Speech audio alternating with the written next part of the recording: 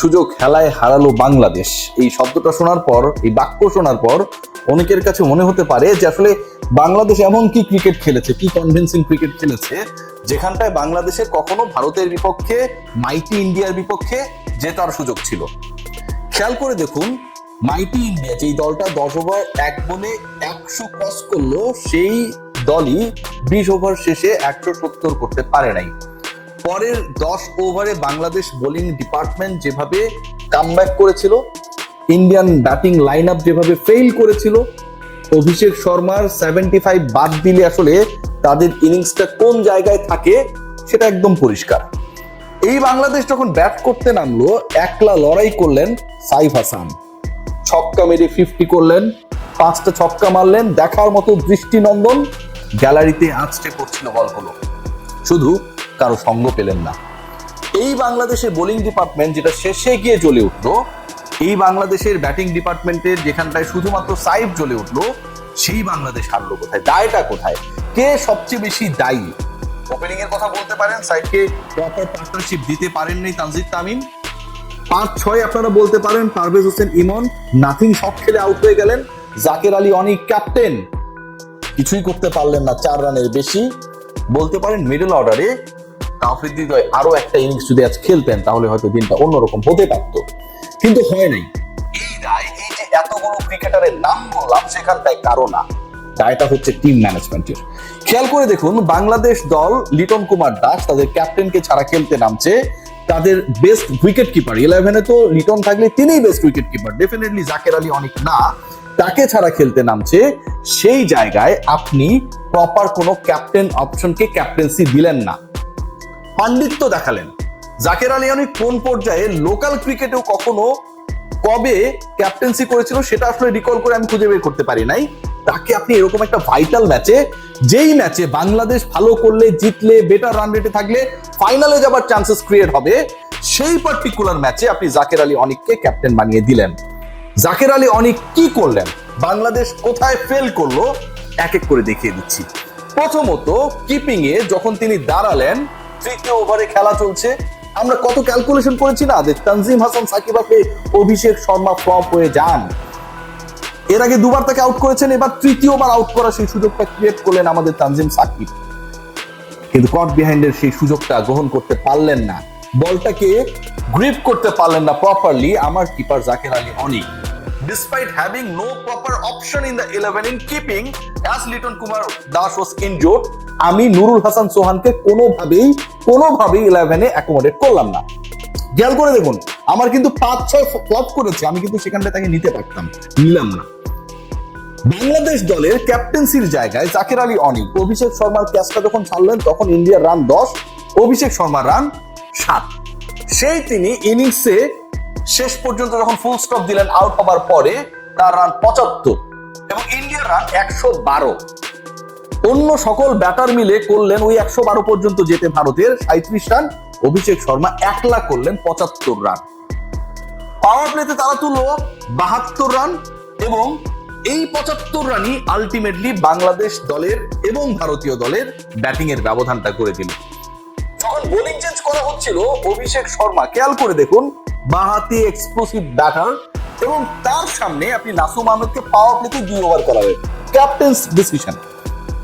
2 ওভারে নাসুম আহমেদ দিলেন 28 রান এবং পরের 2 ওভারে যখন অভিষেক আউট হয়ে গেছে, যখন নাসুম আহমেদ তার পরের 2টা ওভার করেছেন পাওয়ার প্লের বাইরে, ওই পরের 2 ওভারে তিনি দিয়েছেন মাত্র 6 রান। নাসুম আহমেদের 4 ওভারের স্পেল 34 রান দেখলে কেউ ভাবতেও পারবে না যে প্রথম 2 ওভারে তিনি দিয়েছিলেন 28 রান। ক্যাপ্টেন বাঁহাতি নাসুম আহমেদকে বাঁহাতি অভিষেকের সামনে এনে দিলেন। ক্যাপ্টেন এমন ভাবে দল সাজালেন, ক্যাপ্টেনের ডেফিনেটলি একটা এখানে সে ছিল যেখানটায় অন্তত 3 জন টপ ক্লাস ইন্ডিয়ান ব্যাটার যখন স্কোয়াডে 11-এ থাকবেন, শাক মাহাদির মতো একজন বোলার নেই। ক্যাপ্টেন সাইফুদ্দিনকে যখন তিনি অনেক বেশি মার খাচ্ছিলেন অভিষেকের এগেইনস্টে, প্রথম ওভারে দিলেন 17, সেকেন্ড স্পেলে সাইফুদ্দিনে আরো একটা ওভার করালেন, সেখানটায় দিলেন 16 রান।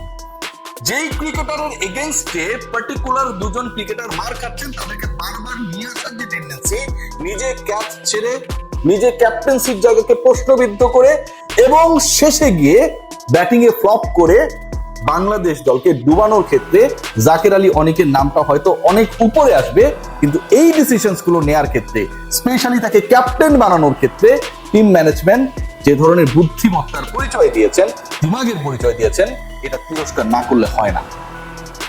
বাংলাদেশের বোলিং ইনিংসটা যদি আমরা খেয়াল করি যে কি অসাধারণ বল করেছে বাংলাদেশ পরের দিকে, বাংলাদেশের ব্যাটিং ইনিংস যদি আমরা খেয়াল করি তাহলে দেখবো যে একজন ক্রিকেটার কিভাবে ইন্ডিয়ান বোলিং অ্যাটাককে দুমড়ে মুচড়ে দেওয়ার চেষ্টা করেছেন একলা।